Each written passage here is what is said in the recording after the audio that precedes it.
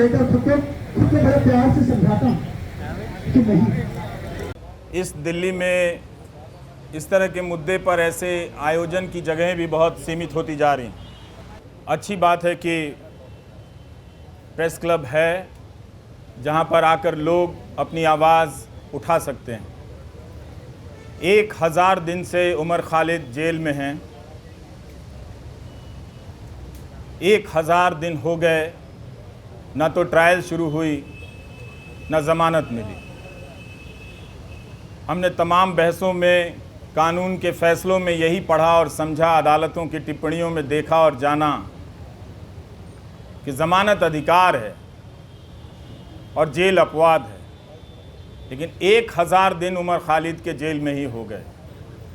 और आज आप सभी जो भी इस मौके पर यहाँ जमा हैं, जिन्होंने ट्विटर पर लिखा है और आप सबके सैकड़ों मोबाइल फ़ोन के ज़रिए जो लाइव लोग देख रहे हैं, उन सब ने एक बहुत बड़ा काम किया है। पूरी कोशिश यही है कि उमर खालिद की लड़ाई भुला दी जाए, लेकिन आप सब ने आकर जता दिया कि लड़ाई भुलाई नहीं जा सकेगी। उसकी अकेले की लड़ाई अंदर की है, लेकिन बाहर भी आप उसकी यातनाओं को जो वो झेल रहे हैं उसे आप महसूस करते रहेंगे। हमने पिछले 9 सालों के दौरान राज्य की हिंसा करने की क्षमता को बदलते हुए देखा है। अब राज्य अपनी पार्टी, गोदी मीडिया और आईटी सेल के ज़रिए आप पर मानसिक हिंसा करता है, आपको बदनाम करता है। और इसकी शुरुआत अगर ठीक तरीके से देखी जाए, संगठित तरीके से देखी जाए, तो उमर खालिद से होती है। जब वो अनजाने में उन टीवी चैनलों के स्टूडियो में चले गए इस उम्मीद में कि इन चैनलों के ज़रिए किसी की बात रखी जाती है, किसी का पक्ष रखा जाता है, मगर जब तक वो जाते तब तक चैनलों ने अपना रुख हमेशा हमेशा के लिए आने वाले 10-12 साल और न जाने और कितने साल के लिए बदल लिया था। तो उस गोदी media, IT cell, political party के ज़रिए एक पीएचडी के छात्र को देशद्रोही के रूप में स्थापित कर दिया गया। समाज की नज़र में उसे कमज़ोर कर दिया गया, जो पहले से ही कमज़ोर था। हमारी आपकी तरह पढ़ने लिखने वाला एक लड़का था जो नहीं जानता था कि उसके पीछे इतनी तैयारी से सिस्टम ने हमले के सामान जुटा लिए। दूसरा तरीका राज्य ने अपनी हिंसा का ये बदला, ये आप सभी जो सुन रहे हैं उसे समझना भी चाहिए कि पहले राज्य कानून की धाराओं की आड़ में छिपकर हिंसा करता था, लेकिन अब हिंसा करने के लिए वो कानून बनाने लगा है ताकि वो खुलकर हिंसा कर सके। ये बदलाव आया है और आज राज्य हम सब देख रहे हैं। सिर्फ उमर खालिद नहीं हैं, शोमा सेन भी हैं। भीमा कोरेगांव केस में 5 साल से अंडर ट्रायल हैं। जब बड़े बड़े न्यायाधीशों को अंडर ट्रायल के बारे में बोलते हुए सुनता हूं, तो मुझे लगता है कि यही 2-4 केस उन्हें भी नज़र नहीं आते होंगे, या उन्होंने भी अपनी सुविधा के हिसाब से इन कुछ केस को देखना सुनना बंद कर दिया है, इस तरह से कि ये केस छोड़कर बाकी और केस पर बोला जाए। तो कभी भी सबके सामने में है, सुप्रीम कोर्ट ने तमाम टिप्पणियां की है ज़मानत को लेकर, सबके सामने ये बात है, मगर कभी भी 1000 दिन तो सुनवाई चली है दिल्ली की निचली अदालतों में, बेतवा शर्मा ने लिखा है, और कोई 400-300 दिन दिल्ली हाई कोर्ट में इस तरह से ज़मानत को लेकर सुनवाई चलती रही है। इसके बाद भी ज़मानत एक इतनी मुश्किल उम्मीद इस लड़ाई में बनकर सामने आ गई है। यही उम्मीद कर सकते हैं कि कभी कभी न्याय व्यवस्था की अंतरात्मा किसी रात तो जगती होगी, और जब जग जाएगी तो देखेगी कि कानून के हाथ लंबे नहीं, उस कानून के हाथ रंगे हाथ भी होते हैं। उसे नज़र आएगा, वो बात समझ में आएगी कि क्या हो रहा है। हम सब ने यह भी देखा है कि मीडिया के स्पेस से उमर खालिद को धीरे धीरे पीछे की तरफ धकेल दिया गया, किनारे कर दिया गया, ताकि भुलाने की प्रक्रिया में तेज़ी आए। मैं अक्सर सोचता हूँ कि जो लोग शुरू में बोला करते थे वो लोग आगे चलकर बोलने की प्रक्रिया से ऊब गए या उस प्रक्रिया के सहयात्री हो गए जिसने ये तय किया है कि हम जब किसी के साथ इस तरह की यातना करेंगे, खूंखार धाराओं में उसे बंद कर देंगे तो उसे भूल जाना होगा, उसे उसके हाल पर छोड़ देना होगा। उमर खालिद की जितनी भी तस्वीरें आईं इस दौरान, जहाँ भी छपी या चंद वीडियो में नज़र आए, मैंने एक हंसता हुआ लड़का देखा। लेकिन उस हंसी को देखकर अपने भीतर उदासी भर जाती थी कि हंसी जो है वो अपने लिए नहीं, वो हम सब के लिए छोड़कर जा रहा है कि आप शायद अपनी ज़िंदगी में सामान्य होंगे। इस वक्त एक ओवल में फालतू का मुकाबला चल रहा है, इंडिया ऑस्ट्रेलिया के मैच में ट्वीट करके अपने आप को क्रिकेट प्रेमी जता रहे होंगे।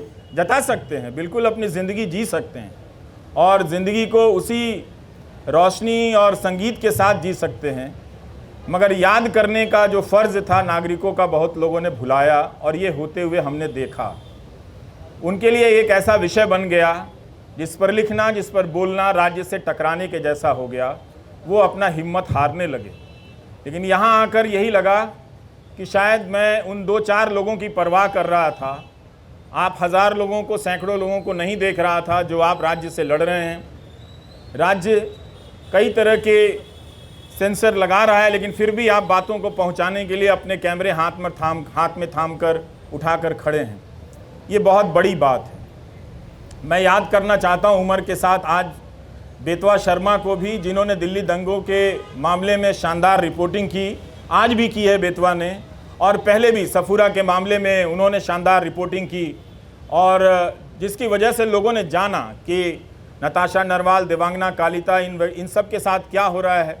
इन्हें ज़मानत मिली, लेकिन उमर खालिद को ज़मानत नहीं मिली। हम इस केस के बारे में जिस तरह से आज बेतवा ने लिखा है कि दिल्ली पुलिस की गवाहियों में, उसकी दलीलों में कितने अंतर्विरोध, अंतर पाए गए हैं, ये सब डॉक्यूमेंटेड है। और आप सभी को पढ़ना चाहिए कि एक पत्रकार ने, और पत्रकारिता सीखने के लिए भी पढ़ना चाहिए कि अपनी उस बात को कहने के लिए बेतवा शर्मा और उनकी टीम ने कितने हज़ार पन्नों के दस्तावेज़ों को पलटा होगा, और उनके वकीलों ने जो उमर के साथ लड़ रहे हैं उन लोगों ने कितनी कानून की किताबों को पलटा होगा कि इंसाफ और ज़मानत तक के दरवाजे तक उमर खालिद को ले जाएं। मगर लगता है कि वो दरवाज़ा, उस दरवाजे तक पहुंचने का रास्ता बहुत लंबा कर दिया जा रहा है, या शायद उमर खालिद के लिए ही बहुत लंबा है, या शोमा सेन के लिए बहुत लंबा है। स्टेन स्वामी के लिए तो वो दरवाज़ा कभी उस दरवाजे तक पहुंच ही नहीं पाए, इस दुनिया से चले गए। और भीमा कोरेगांव केस में क्या हो रहा है ये सब हम सब देख रहे हैं। नेहा मसीह ने कितनी बार, इन सब चीज़ों को याद करने की ज़रूरत है। वॉशिंगटन पोस्ट के ज़रिए रिपोर्ट की कि भीमा कोरेगांव केस में लोगों के कंप्यूटर में फर्जी फाइलें डाल दी गईं जिससे उन्हें प्रधानमंत्री की हत्या की कथित साजिश के आरोप में आरोपी बनाया जा सके, और लोग इन धाराओं में, इस मामले में कई महीनों से जेल में हैं। इसलिए उमर को याद करना, उमर के साथ साथ इन तमाम मामलों में बंद कर दिए गए लोगों को याद करना भी है। और ये अच्छी बात है कि रोना विल्सन को कोई याद नहीं कर पाता है, शोमा सेन को कोई याद नहीं कर पाता है। वो कुछ बंदिशें लगी हैं, याद करने वालों ने अपने लिए कुछ कायदा चुन लिया है कि हम इन्हें याद करेंगे, इन्हें याद करने में ज़्यादा सुरक्षा है, इन्हें याद करने में ज़्यादा ख़तरा है। तो वो अपनी सुविधा के हिसाब से किसी को याद करते हैं, किसी को याद नहीं करते हैं। तो उसमें उमर खालिद की जगह अब भी ऐसी बनी हुई है, आप लोगों ने बना कर रखा है कि आप लोग उसे याद करेंगे, और जब भी उसे याद करेंगे उसके चेहरे के साथ साथ इन सभी चेहरों का चेहरा सामने आएगा। और आपके पिता SQR इलियासी जी, जब हम अपनी रिपोर्टिंग की दुनिया में कदम रख रहे थे तो आपके पास न जाने कितनी मर्तबा हम लोग अपने कैमरे को लेकर गए हैं, और एक ज़िम्मेदार नागरिक के तौर पर आपके बयान लेने के लिए मैंने आपकी चौखट पर तमाम बड़े मीडिया को देखा है जो अब शायद आपसे दूरी बनाता होगा, किसी एहतियात की चिंता में या किसी सरकार की चिंता में, वो जो भी है। लेकिन प्रेस क्लब की ये सभा आश्वस्त करती है कि राज्य के पास ताकत तो बहुत है, लेकिन आप लोगों के पास इरादे भी कुछ कम नहीं हैं। आप लोग याद कर रहे हैं उसे। इस 1000 दिन को आपने यूँ खाली जाने नहीं दिया, याद करके बता दिया कि नाइंसाफ़ियाँ जहाँ जहाँ दर्ज है हम उन्हें पहचानते रहेंगे, उनके बारे में हम लौटते रहेंगे और लोगों को बताते रहेंगे। हम और आप यही काम कर सकते हैं, इस उम्मीद में कि कभी ना कभी किसी का ईमान जागेगा, और ईमान जागता है और लोग उन फैसलों को पलट कर देखेंगे, उन गवाहियों को देखेंगे। दिल्ली पुलिस में भी बहुत सारे अच्छे लोग हैं, वो लोग समझेंगे कि उनके हाथ से किस तरह की नाइंसाफ़ी हो रही है। उनकी रातों की नींद भी ख़राब होगी किसी वक्त में, जब वो खुद किसी नाइंसाफ़ी के दौर से गुजर रहे होंगे, तो अपने द्वारा की गई नाइंसाफ़ियों को याद तो करेंगे ही। हम सब याद करते हैं, वो भी इंसान है, वो भी याद करेंगे। लेकिन उमर खालिद के लिए लगता है कि सब कुछ एक कठोर दरवाज़ा बना दिया गया है, लकड़ी का ऐसा दरवाज़ा जहां इंसान नहीं खड़ा है, लकड़ी का कुछ लकड़ी की मूर्तियां ही बनी हुई हैं, वही फैसले ले रही हैं, उनका शायद दिल नहीं धड़कता है। हम कोशिश करते रहेंगे कि उमर खालिद के साथ जो मामला है उसको उठाते रहें, आप लोग बोलते रहें। बोलने के लिए बहुत ज़रूरी है कि इस केस के डिटेल में जाएं, जिस तरह से बेतवा शर्मा ने आज रिपोर्टिंग की है। इतनी बड़ी मीडिया की फ़ौज है इस दिल्ली शहर में, पूरे देश की मीडिया को ख़त्म कर दिया गया कि दिल्ली में मीडिया है, क्योंकि नेशनल मीडिया है, वो राज्यों और ज़िलों की परवाह करता है। लेकिन अंत में ये नेशनल मीडिया भी ख़त्म हो गया और आज आपके बीच उसकी मौजूदगी नज़र नहीं आती है। कोई हाथ उठाकर नहीं कह सकता कि हाँ वो यहाँ पर खड़ा है और उसके चैनल पर उसका लाइव प्रसारण हो रहा है। अगर कोई ऐसा है तो उसके लिए ताली बजा दीजिएगा, नहीं तो आप सब अपनी निष्ठा और अपने कर्तव्य निष्ठा के प्रति खुद ही ताली बजा लीजिए। आपके लिए तो कोई आएगा नहीं। इस धूप में आप लोगों ने इतनी मेहनत की है, बहुत बहुत शुक्रिया कि हम सब ने आज उमर खालिद को याद किया है। ट्विटर पर जिन लोगों ने लिखा है जो यहाँ नहीं आए हैं, उनकी सॉलिडारिटी को भी स्वीकार करना चाहिए, उसे भी मंजूर करना चाहिए, उसे भी एक तरह से उसकी पहचान होनी चाहिए। कैसे तमाम अनजान लोगों के ज़रिए भी ये बात दुनिया तक फैलती है कि एक नौजवान लड़के को, जिसकी पीएचडी ही, चार्जशीट से पहले अदालतें उसकी पीएचडी पढ़ लें तो उसके बारे में नज़रिया बदल सकता है। लोग देख सकते हैं कि वो एक छात्र के रूप में कैसा रहा होगा।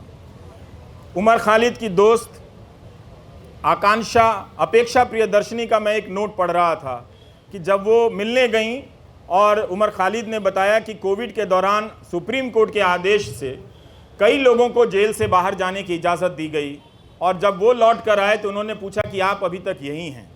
मतलब उस महामारी में भी किसी को ये याद रहा कि इस एक कोई उमर खालिद है जिसे बाहर नहीं भेजना है। उस महामारी में भी उसकी पहचान याद रखी गई, उसकी निशानदेही को याद रखा गया।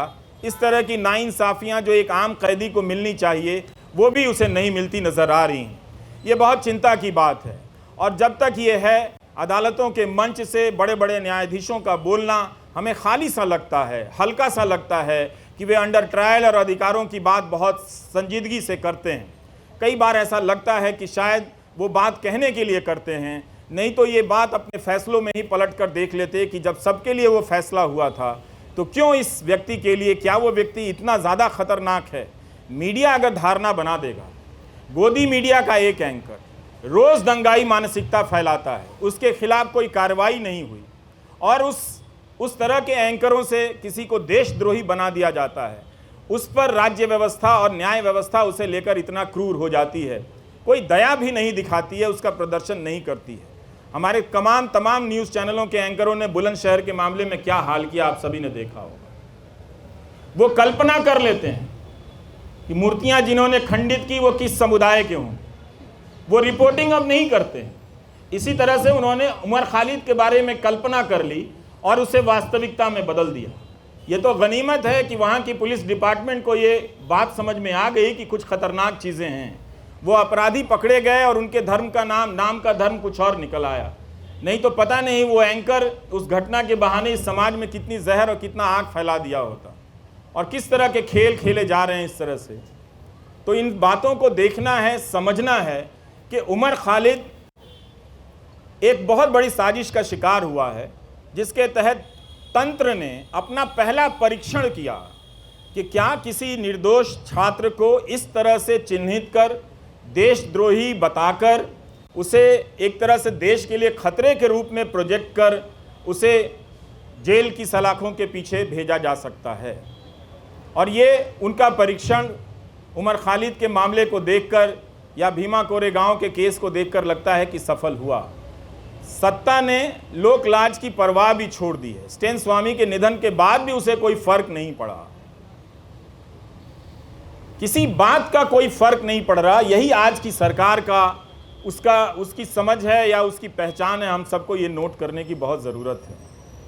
उन एंकरों को कुछ नहीं होता जो दिन रात दंगा फैलाते हैं, दिन रात अनाप शनाप दूसरे समुदाय के बारे में कहते हैं, लेकिन दंगा भड़काने के आरोप में एक पीएचडी के छात्र को सलाखों के पीछे भेज दिया गया, जिसके मामले में ट्रायल शुरू नहीं हुई है और ना ही चार्जशीट वगैरह इन सब ये चीज़ें पेश हुई हैं, ना जमानत मिली है इस मामले में।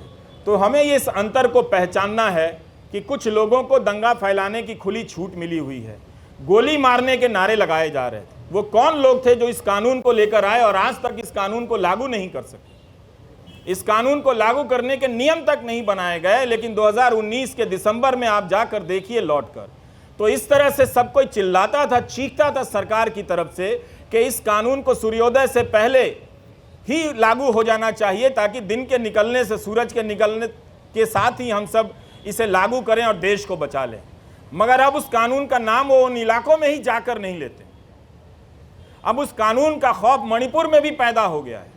वहाँ भी कुकी जनजाति के लोग इस बात से चिंतित हैं, घबराए हुए हैं कि क्या कहीं ऐसा होगा कि हमें भी एनआरसी की यातनाओं से गुजरना होगा। तो मणिपुर को लेकर देख लीजिए या दिल्ली दंगों को लेकर, जिसकी जवाबदेही तय होनी चाहिए थी गृह मंत्री की, उनकी जवाबदेही तय नहीं हुई, आज तक तय नहीं हुई। गोली मारने के जो नारे लगा रहे थे उनका मंत्रिमंडल में प्रमोशन हो जाता है। सुप्रीम कोर्ट को कहना पड़ा दिल्ली पुलिस से कि ये जो नारे लगा रहे हैं वो मेडिकल प्रिस्क्रिप्शन नहीं है। इसके बाद भी जो व्यक्ति शांति की अपील करता रहा, शांति की बातें करता रहा, वो दंगों की साजिश के आरोप में जेल में इस तरह से बंद कर दिया गया है। तो इस 1000 दिन को आप याद रखें। ये 1000 दिन सिर्फ उम्र के नहीं हैं, ये 1000 दिन भारतीय नागरिक समाज, न्याय व्यवस्था के अफसोस के दिन भी हैं, उनके शर्म के भी दिन हैं। नमस्कार, थैंक यू।